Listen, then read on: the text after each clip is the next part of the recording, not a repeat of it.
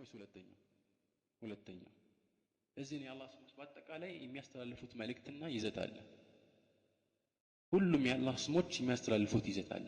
እነዚህን የአላህ ስሞች አላህ Subhanahu Wa Ta'ala በምን መልኩ እሱ ልንጠራበት እንደሚገባ እየጠቆመን ነው። ወሊላሂ አልአስማኡል ሑስና ፈድዑሁ ቢሃ አላህ Subhanahu Wa Ta'ala በእነዚህ ስሞች ጠይቁት። በከሌ አይደለም የተባለው፣ በመልካም ስሞቹ አላህ Subhanahu Wa Ta'ala ጥሩት ጠይቁት ይላል። አላህ Subhanahu Wa Ta'ala መጥራት ማለት እዚህ ላይ ዱዓ ሲባል ሁለት አይነት ነው ዑለማዎች እንደሚያስቀምጡት። ዱዓ ዒባዳ የሚባል አንደኛው፣ ሁለተኛው ደግሞ ዱዓኡል መስአላ።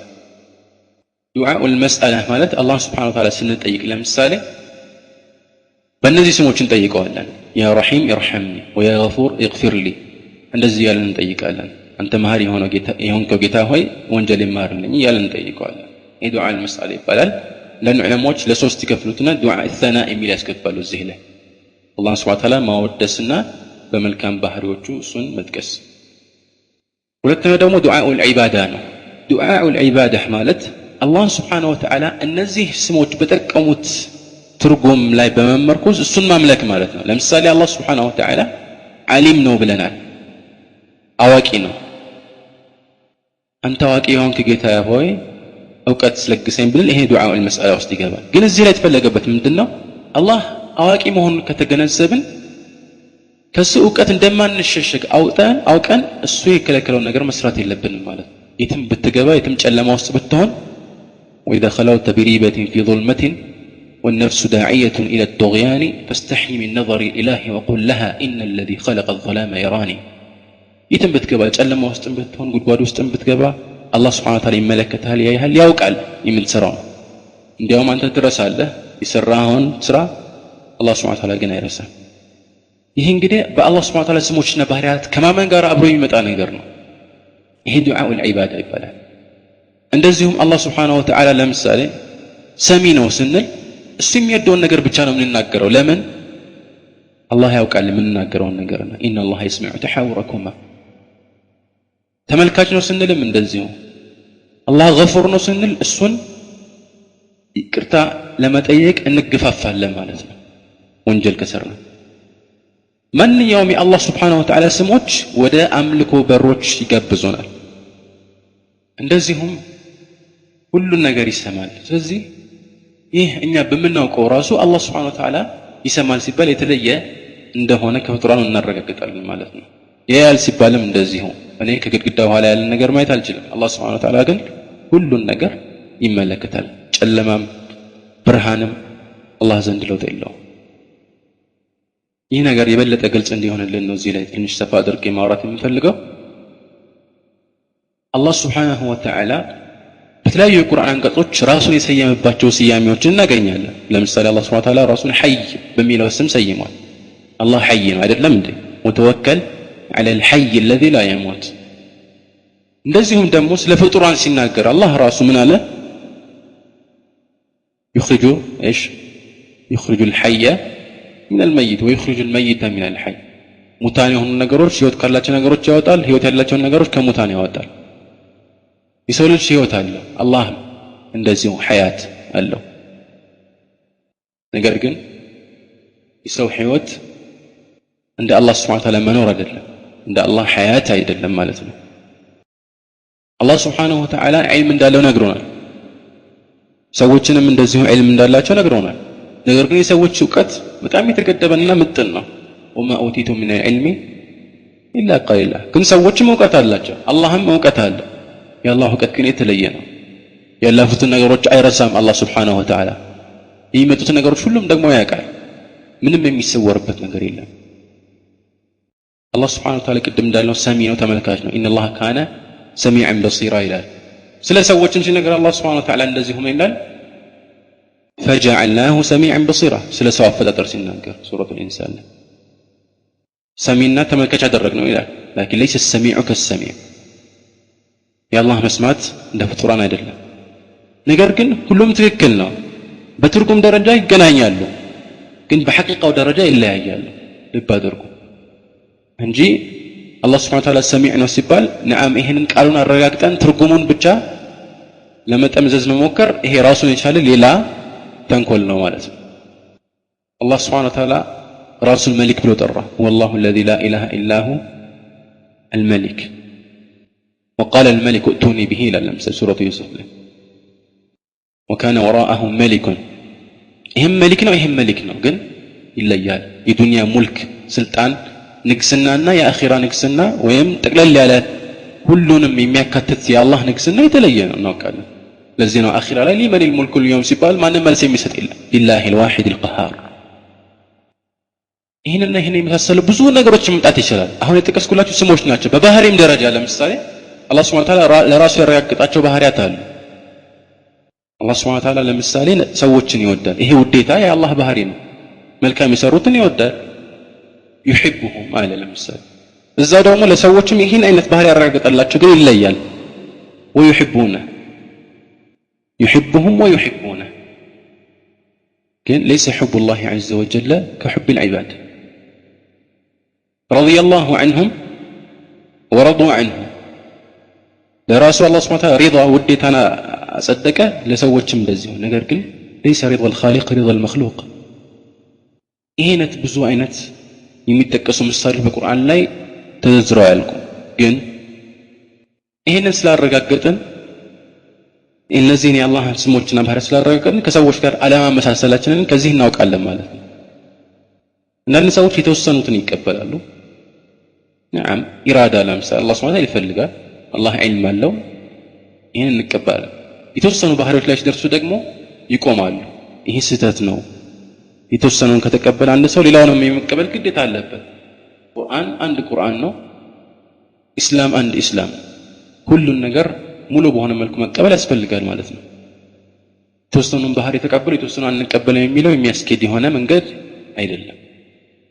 እንደዚሁም አላህ Subhanahu Wa Ta'ala ለራሱ ያረጋገጣቸው ባህሪያት የሱን ታላቅነት እንደሚገልጹና እንደዚሁም ከዚህ ውጭ ያሉ ሰዎች ወይም ፍጡራን ያላቸው ባህሪያት ደግሞ ከዚህ እንደሚለዩ በምሳሌ ማቅረብ ይቻላል።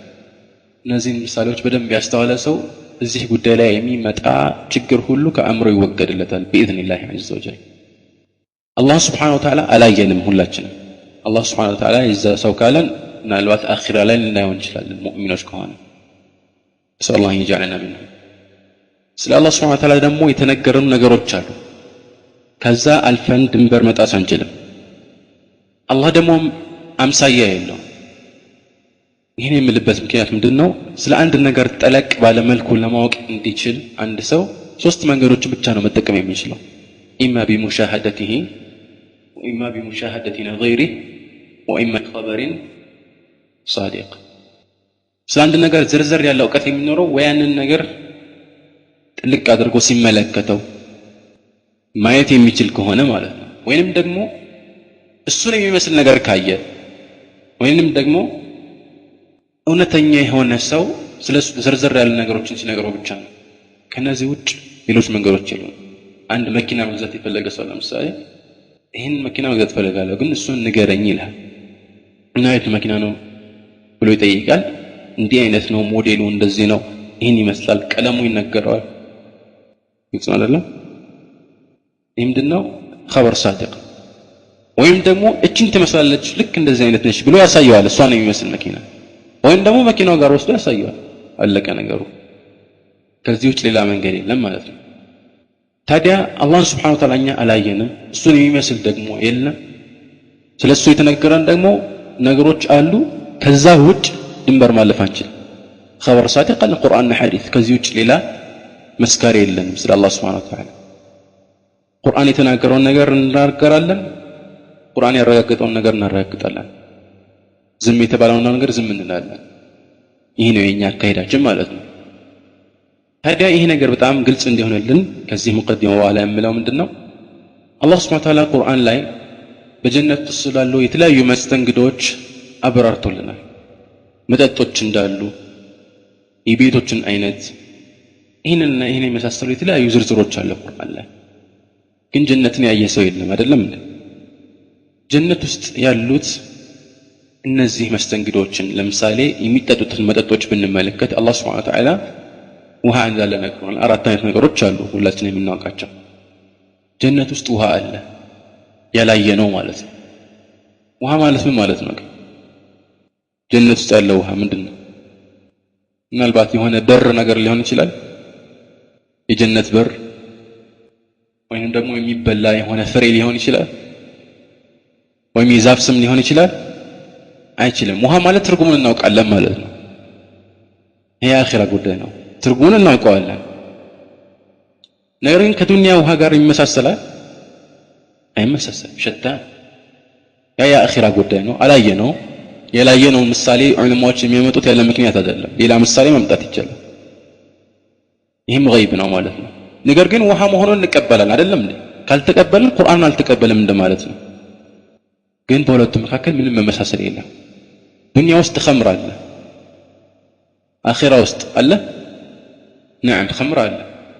የዱንያና የአኺራ ኸምር አንድ ነው? አይገናኝም። ሱብሃንአላህ። የዱንያ ኸምር ሽታውም ጣዕሙ ራሱ አያስደርስም። ሰው እንዴት እንደሚጠጣው ማን አድሪ። ሰለላሁ ዐለይሂ ወሰለም። የአኺራ ግን የተለየ ነው፣ ይጣፍጣል። ወኸምሪ ለዘቲ ሊሻሪቢን። ጠይብ ታዲያ እንደዚህ ካለን እኮ የአኺራን ጉዳይ ከዱንያ ጉዳይ ጋር እያመሳሰልን ነውና ይህን አንቀበልም ብንል ተቀባይነት ይኖራል? ይሄ አባባላችን አይኖረውም አይደለም እንዴ? ይሄም ውሃ ነው፣ ይሄም ውሃ ነው፣ ይሄም ኸምር ነው፣ ይሄም ኸምር ነው። ነገር ግን በሁለቱ መካከል ያለው ልዩነት እጅግ በጣም ሰፊ ነው ማለት ነው። ለዚህ ነው አብዱላህ ብን አባስ ምን ይላል? ليس في الدنيا مما في الجنة إلا الأسماء። በዱንያ ውስጥ ጀነት ውስጥ ካሉ ነገሮች ያለው ስም ብቻ ነው ይላል፣ ሌላ ነገር የለም። በስም ነው የሚመሳሰሉት። በስም ነው የሚመሳሰሉት ሲባል ግን በማዕና አይገናኙም ማለት አይደለም። ማዕናው የታወቀ ነው፣ ግን በስም ደረጃ ይገናኛሉ። ይሄ ከዱንያና ከአኺራ መጠጥ ጋር ብቻ የተያዘ አይደለም፣ ሁሉም ነገር እኮ ነው። ለምሳሌ እውቀት ሲባል በአእምሯችን የሚመጣብን የምን እውቀት ነው? የሰው እውቀት ሊሆን ይችላል፣ የፈጣሪ እውቀት፣ መላእክቶችም አሉ። ይህን ነገር አልገደብኩትም። የሚገደበው ግን በሚታየው ገሃድ ዓለም ላይ ብቻ ነው። በአእምሮ ውስጥ የምናስበው ሐሳብ የተገደበ አይደለም። ይህን ማስተዋል ያስፈልጋል። የተገደበም ስላልሆነ ሊመሳሰል አይችልም ማለት ነው። ግን መሰረታዊ በሆነ ትርጉም ይገናኛሉ። ቃሉ ትርጉም አለውና፣ አለበለዚያ ግን ቃሉን አልተቀበልነውም ማለት ነው። ለዚህ ነው ይህ ትልቅ እውነታ የተሰወረባቸው አንዳንድ ሰዎች ልክ የአላህን ባህሪያት አንቀበልም እንዳሉትና ሌላ ትርጉም እንደሰጡት ሁሉ እነዚህንም የጀነት ጸጋዎችን ሌላ ትርጉም የሰጡ ሰዎች አሉ። ጀነት ውስጥ ይህን የሚመስል የሚጣፍጥ መጠጥ አለ ሲባል ሌላ ትርጉም ይሰጡታል። እዚህ ዱንያ ውስጥ የምታገኘው ጥፍጥና፣ የኑሮ መስተካከል፣ ተድላ ነው ብሎ የሚፈስሩት ሊኖሩ ይችላል። ሌሎችንም ነገሮች እንደዚሁ ማለት ነው። በዚህ መልኩ ትርጉም ይሰጡታል። እነዚህ ሰዎች የጀነትን ጸጋ አልተቀበሉም ማለት ነው። እነዚህም ሰዎች የአላህን ስሞችና ባህሪያት አልተቀበሉም ማለት ነው። ሁለቱም የሚያገናኛቸው ነገሮች አሉ። ስለዚህ የአላህ Subhanahu Wa Ta'ala ስሞችና ባህሪያትን በተመለከተ እንዲሁ ልናውቀው የሚገባው ነገር ምንድነው? አላህ Subhanahu Wa Ta'ala ስለራሱ የተናገረው ነገር ማጽደቅ፣ ይሄ እሱን ከፍጡራን ጋር ማመሳሰል ጋር አይገናኝም። ይሄ ሊታወቅ የሚገባ እውነታ ነው። አለበለዚያ ግን ሰዎችን ከሰዎች ጋር ወይም ፍጡራንን ከፍጡራን ጋር ራሱ ልናመሳስል ነው ማለት ነው። መላእክቶች ክንፍ አላቸው አይደለም? አልሐምዱሊላህ ፋጢር السماوات والارض جاعل الملائكه رسلا ኡሊ አጅኒህ ክንፍ አላቸው ማለት ነው መላእክቶች። طيب ወፎችም ክንፍ አላቸው አይደለም? አውሮፕላንም እንዲያውም ክንፍ አለው። ስለዚህ መላእክቶች የተከበሩ ባሮች ናቸው። በልዒባዱ ሙክረሙን የተከበሩ ናቸውና እነሱን ከፍጡራን ጋራ ወይም ከሌላ ግዑዝ ከሆነ አካል ከአውሮፕላን ጋር እንዴት እናመሳሰላለን ብለን አላህ የሰጣቸውን ክንፍ ልንሰልባቸው እንችላለን? አላህ ያረጋገጠላቸውን ክንፈኛ ውድቅ ልናደርገው አንችልም። ይሄ መመሳሰል አይደለም። ረሱላህ ሰለላሁ ዐለይሂ ወሰለም ስለ ጅብሪል ሲያወሩ ከማ ጃአ ፊ ሰሒሐይን 600 ክንፍ አለው ብለዋል። ረአይቱ ጅብሪል ወለሁ 600 ጀናህ። ረሱላህ ሰለላሁ ዐለይሂ ወሰለም ሁለት ጊዜ አላህ ሱብሓነሁ ወተዓላ እንደፈጠረው ጅብሪልን አይተውታል። ማለት በሰው ተመስሎ አይደለም ማለት ነው። ሁለት ጊዜ ያዩት በትክክል መልኩን አይተውታል። 600 ክንፎች አሉት አሉ። ብዙ አይነት ምሳሌዎች ማምጣት ይቻላል ማለት ነው። ስለዚህ ስለ አላህ ሱብሓነሁ ወተዓላ የተናገሩትን ረሱላህ ሰለላሁ ዐለይሂ ወሰለም እንዲሁ መቀበል የግድ ነው ማለት ነው።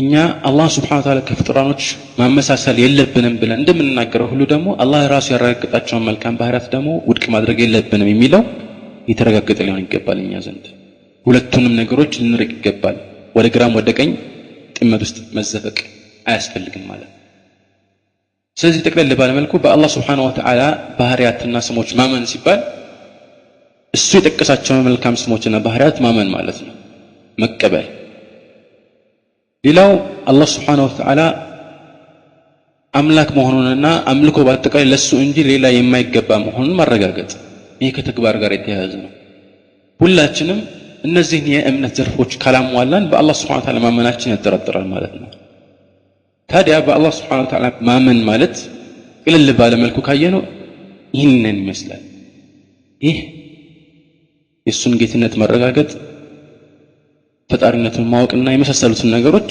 ማንኛውም ሙስሊም ሊቀበላቸው ይገባል አለበለዚያ ግን መጀመሪያ የሚሰጠው ምስክርነት ቃልም ተቀባይነት አይኖርም ማለት ነው ጌታውን ያላወቀ ሰው ምን አወቀ ይባላል ዘርዘር ባለ መልኩ ግን ሰዎች ይበላለጣሉ ብዙ ነገሮችን የሚያውቅ የአላህ Subhanahu Wa Ta'ala ትእዛዛት የሚያውቅና የሚያከብር የከለከለውን ነገር አውቆ የሚርቅ ይህ በአላህ Subhanahu Wa Ta'ala ያለው እምነት የጨመረ ነው ማለት ነው ለምን እምነት ሲባል በልብ ውስጥ ታምቆ የሚቀር ነገር አይደለም በስብዕናችን ላይ እንጸባረቀ በተግባራችን ላይ እንደዚህ ጎልቶ ይታያል ይህ የእምነት ዘርፍ ሰዎች ይበላለጡበታል ማለት ነው ዑለማዎች ያላቸው እምነት እንደሌላው አይደለም ይህ ደግሞ እምነት ከእውቀት ጋር የተቆራኘ ነው ይህ እውቀት ደግሞ እንደዚሁ እምነትን ያጠነክራል ሁለቱ የተያያዙ ነገሮች ናቸው ለአላህ ያለን ፍራቻ ደግሞ ይጨምርልናል ማለት ነው ለምሳሌ ነው አላህ Subhanahu Wa Ta'ala ዑለማዎች ከሌላው የበለጠ ፍራቻ እንዳላቸው ይጠቀስልን ማለት إنما يخشى الله من عباده العلماء እውቀት ስላላቸው አላህን የበለጠ ፈሩት ኃያል መሆኑን ተገነዘቡ ቻይ መሆኑን አወቁ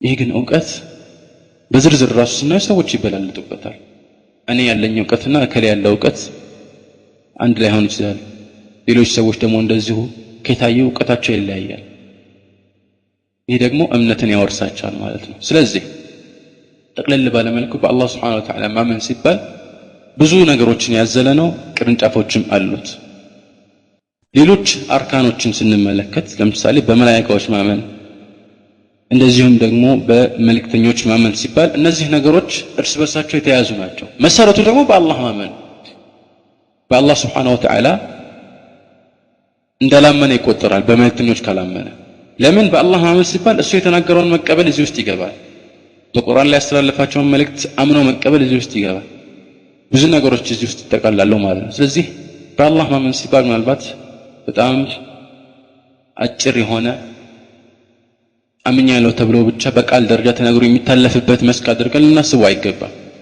ሰፊ ነው ማለት ነው ይህን እምነቱን እያንዳንዱ ሰው በየጊዜው ሊያድስና ሊያጠናክር ይገባል አንድ ሰው በዚህ ህይወት ላይ ያለው እንግዲህ ትልቁ ሀብቱ እምነት ነውና ይህን እምነቱን ከሚያጓደልበት ነገር ራሱን ነፃ ሊያደርግ ይገባል ይህ በእውቀትና በመልካም ተግባር ነው የሚጠናከረው ሁለቱ አንድ ላይ ካልተቆራኙ የሰው እምነትም እምነት አይባልም ከሁለቱ አንዱ ከጎደለ ያው በጎደለው ልክ እንግዲህ ያለው እምነትና አላህ ዘንድ ያለው ቀርቤታ እየቀነሰና እየጎደለ ይሄዳል ማለት ነው ስለሆነም ሁላችንም አላህ Subhanahu Wa Ta'ala አዘዘን ለመፈጸም የከለከለውን ነገር ደግሞ ለመከልከል መነሳት የግድ ነው ይህ ነው እምነት ማለት ተግባርም እዚህ ውስጥ ይገባል ኢማን ማለት ቀውል ወዐመል ነው ተግባር ራሱ እምነት የሚባል ስም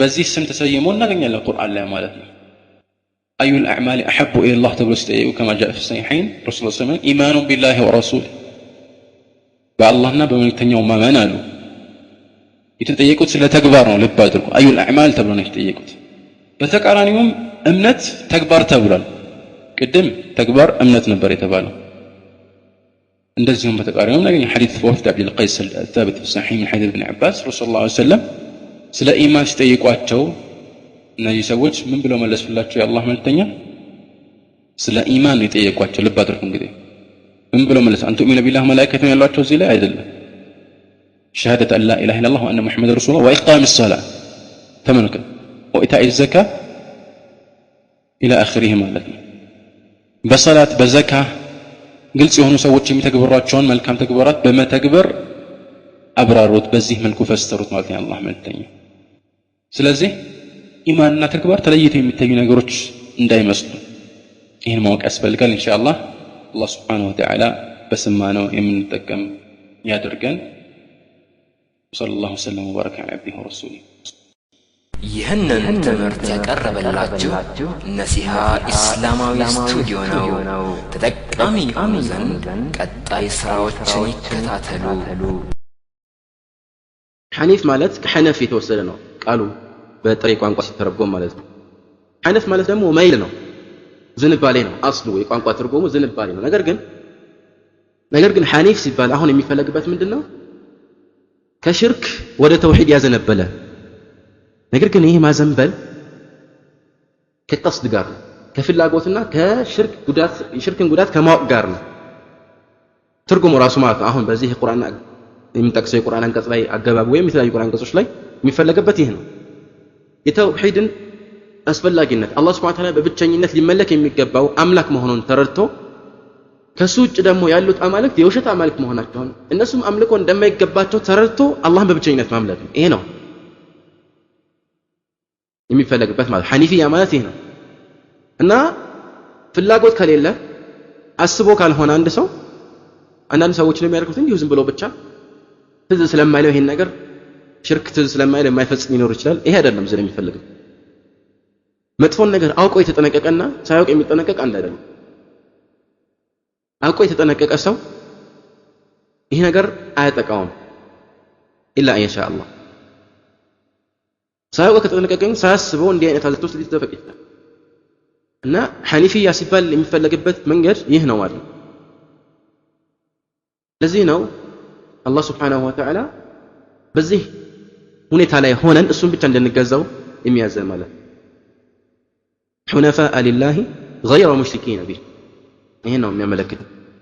ሙኽሊሲነ ለሁ ዲነ ሑነፋ ወዩቂሙ ሶላህ። ሽርክን ሙሉ ለሙሉ ትቶ መሆን አለበት አንድ ሰው አስቦ ማለት ነው። ሽርክን ሙሉ ለሙሉ ትቶ ደግሞ ሲባል የሚያመለክተው ነገር ምንድነው? አንድ ሰው ገና ኢስላም ውስጥ አንድ እግሩን ሲያስገባ የሚሰጠው የክርነት ቃል ላኢላሃ ኢላላህ ነው። ላኢላሃ ኢላላህ ደግሞ አላህ ጌታ ነው ማለት አይደለም። ኢላሃ ከአላህ በቀር በእውነት የሚመለክ የለም። አላህ ሱብሓነሁ ወተዓላ አምልኮ የሚገባው ጌታ መሆኑን መመስከር። ሁለተኛ ደግሞ ከሱ ውጭ ያሉት አምልኮ ሁለቱ አንድ ላይ ካልዋሉ ኢማን አይባልም። አላህ ሱብሓነሁ ወተዓላ ምን ወለቀድ በዐስና ፊ ኩሊ ኡመቲን ረሱላን አን ኢዕቡዱ ላህ ወጅተኒቡ ጣጉት። አንድ ላይ ነው የሚጠቀሱት። አላህን ማምለክና ከአላህ ውጭ የሚመለኩትን መተው መራቅ። ፈመን የክፉር ቢጣጉቲ ፈቀድ ኢስተምሰከ ቢልዑርወቲል ውስጣ። አንድ ላይ ነው የሚጠቀሱት ማለት ነው። ረሱል ሰለላሁ ዐለይሂ ወሰለም ምንድን ነው የሚሉት? መን ወሐደ አላህ ወከፈረ ቢማ ዩዕበዱ ሚን ዱኒላህ ከማ ፊ ሰሒህ። አላህን አንድ አድርጎ የተገዛና ከአላህ ውጭ በሚመለኩት መካድ ይሄ ግድ ነው ማለት ነው። እና ሐኒፊያ የሚለው ይሄን ሁሉ ያጠቃለለ ቃል ነው ማለት ነው።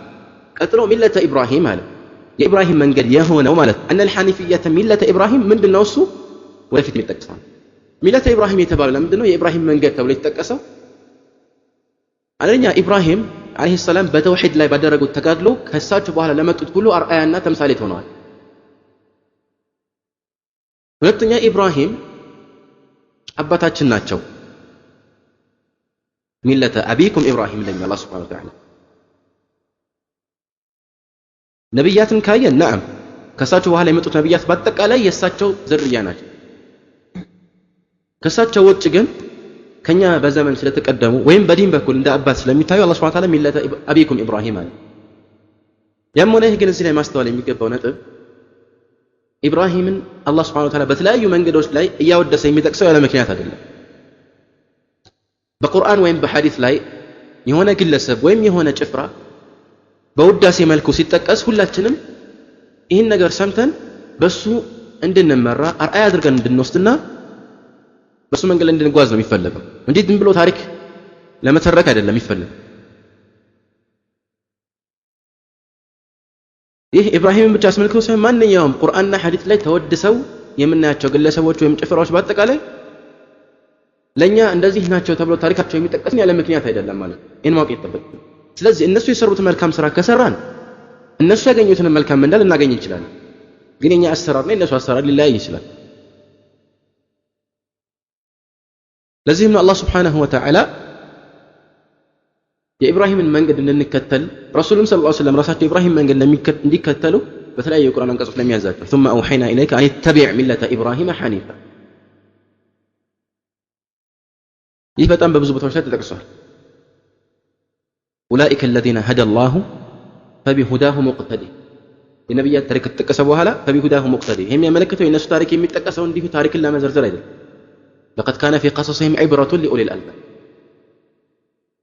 ስለሆነም የኢብራሂም መንገድ ሁሉ ጊዜ በዚህ መልኩ የሚጠቀሰው ምንድነው? ኢብራሂም ጥቅል በሆነ መልኩ በተውሂድ ላይ ያደረጉት ተጋድሎ እጅግ ከፍተኛ ስለሆነ ሌላው ቀርቶ እነዚህ ከሃዲያን ያመልኩት የነበረውን ጣዖት በእጃቸው ሰባብረው ከዛ በኋላ ደግሞ ታላቅ ፈተናዎች አጋጥመዋቸው እሳት ውስጥ እስከ መወርወር ደርሰው ነበር። አላህ Subhanahu Wa Ta'ala ግን ከዚህ ትልቅ ፈተና አወጣቸው፣ የበላይም አደረጋቸው። ከሳቸው በኋላ ነብያት መጥተዋል፣ ቅድም ለተጠቀስኩላችሁ። ነገር ግን ከሳቸው በኋላ የመጡት ነብያት በአጠቃላይ ሁሉም ትልቅ ደረጃ ቢኖራቸውም ነብያት ደረጃቸው እርስ በርስ ይበላለጣልና በተለያዩ ቦታዎች ላይ አላህ Subhanahu Wa Ta'ala ከሌሎች ይልቅ በተውሂድ ጉዳይ ላይ የኢብራሂምን መንገድ አዘውትሮ ሲጠቅስ እናገኛለን። ሚለተ ኢብራሂም የተባለው ለዚህ ነው ማለት ነው። أن الحنيفية ملة إبراهيم أن تعبد الله مخلصا له الدين الله سبحانه وتعالى እንድትገዛው ነው ብቻው ነው ታዲያ አላህን የምትገዛው አላህ Subhanahu Wa Ta'ala እያመለክን ሌሎችን አማልክት የምንቀላቀል ከሆነ ይሄ አምልኳችን አስለን ዒባዳ አይባልም። ዒባዳ የሚለው ማብራሪያ ውስጥ ጭራሽ የማይገባ ተግባር ነው ማለት ነው። አላህ Subhanahu Wa Ta'ala ተገዛን አይባልም ማለት ነው ጭራሽ። ለምን አላህ Subhanahu Wa Ta'ala ከኛ የሚፈልገው ዒባዳ የጠራ ዒባዳ ነውና ማለት ነው። ይህ ነው የኢብራሂም መንገድ። ከሳቸው በኋላ የመጡትም ነብያት መንገዳቸው ይህ ነበር። እናም ወህደሁ የሚለው ቃል አብዛኛውን ጊዜ የሚጠቀሰው ያለ ምክንያት እንዳልሆነ እንወቅ። አላህ በብቸኝነት የሚመለክ ጌታ ነው። እሱን እያመለክን ሌላውን አብረን የምናመልክ ከሆነ አላህንም እንዳላመለክን ነው የሚቆጠረው። ለዚህ አላህ Subhanahu Wa Ta'ala ከሱ ጋር ሌሎችን እንዳንለምን እንዳንማጸን እሱ ብቻ ማድረግ በሚችለው ጉዳይ ላይ ሌሎችን እንዳንጠይቅ ያዘን። ምን ይላል? ለምሳሌ ባለፈው የጠቀስነው አያ ላይ فلا تدعوا مع الله احدا من دون الله የሚሉ አያቶች አሉ። ለምሳሌ ዱዓ ላይ مع الله ሲባል ግን ከሱ ጋር ማለት ነው። أن تعبد الله አላህን ልትገዛ ነው። ዒባዳ ምንድነው? ወደፊት የምናየው መልእክት ይሆናል ወይም ነጥብ ይሆናል። أن تعبد الله وحده مخلصا له الدين مخلصا አጥርተህ ምን ነው የምታጠራው? ዲንህን ነው ማለት ነው። አጥርተህ መሆን አለበት። አላ ሊላሂ الدين الخالص አላህ Subhanahu Wa Ta'ala የጠራን ነገር ብቻ ነው የሚቀበለው። ለምን? ባለፈው እንደጠቀስኩላችሁ ምን ይላል አላህ Subhanahu Wa Ta'ala ከማፊ ሙስሊም حديث قدسي ነው ማለት ነው። أنا أغنى الشركاء يعني من عمل عملا أشرك فيه معي غيري تركته وشرك طيب ዲን ሲባል ምንድነው የሚፈለግበት? ማንኛውም በተግባር ላይ የምናውለው ዒባዳ ሁሉ ዲን የሚለው ውስጥ ይካተታል። ዲን የሚለው ቃል በቋንቋ ጥሬ ትርጉሙ መሰረት ካየነው የተለያዩ ነገሮች ላይ ያካትት ይችላል። ግን እዚህ ላይ ለአላህ Subhanahu Wa Ta'ala ብለን የምንሰራው መልካም ስራ በአጠቃላይ ዲን ነው፣ ዲን ውስጥ ይካተታል ማለት ነው። እዚህ ነው ሸይኽ الإسلام ابن تيمية هو الذي أرسل رسوله بالهدى ودين الحق የሚለው ሲያብራራ ይላል الهدى هو العلم النافع ودين الحق هو العمل الصالح هدى ማለት አላህ Subhanahu Wa Ta'ala መመሪያ አድርጎ የጠቀሰው እዚህ ላይ ምንድነው? ጠቃሚ ዕውቀት ነው። አላህ ያወረደ ቁርአን ጠቃሚ ዕውቀት ነው። ودين الحق ደግሞ ምንድነው? عمل صالح መልካም ተግባር ነው። ይሄ ነው ትልቁ የሚፈለገው ቁም ነገር ከሰዎች ህይወት።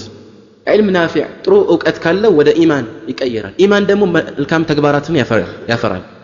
ሙኽሊሰን ለሁ ዲን ሲባል እዚህ ላይ እኛ ምናልባት የሚመጣብን የተወሰኑ የዒባዳ ዘርፎች ብቻ ሊሆኑ ይችላሉ። ወይ እዚህ ክታብ ላይ ወደፊት የሚጠቀሱት ወይ ብዙ ጊዜ ከተውሂድ ጋር ተቆራኝተው የሚጠቀሱ የአምልኮ ዘርፎች ብቻ ሊሆኑ ይችላሉ። ግን ይሄ አይደለም። ማንኛውም ተግባር አምልኮ ተፈልጎ አላህ ብቻ ሊያደርገው የሚችለው ነገር ላይ ወደ ሰዎች የምንቀርብ ከሆነ ወይም እንዳፈልገን አላህ ብቻ ሊያደርገው የሚችለውና ሊሰጠን የሚችለው መልካም መስተንግዶና እንዳፈልገን ወደ ሰዎች የምንጠጋ ከሆነ ይህ ዒባዳ ነው የሚሆነው ማለት ነው። ግን ዒባዳ የሚባለው ከመተናነስ ጋርና ከውዴታ ጋር ሲሆን ነው። ይሄን ነገር በአጠቃላይ አጥርተን መሆን ይኖርበታል። ስለዚህ ዲን የሚለው ነገር ሁሉ ነገር ይመጠቃል ከሆነ ማንኛውንም የአምልኮ ዘርፍ የአላህ Subhanahu Wa Ta'ala ውዴታን ፈልገን ብቻ ሊሆን ይገባል የምንሰራው ማለት ነው።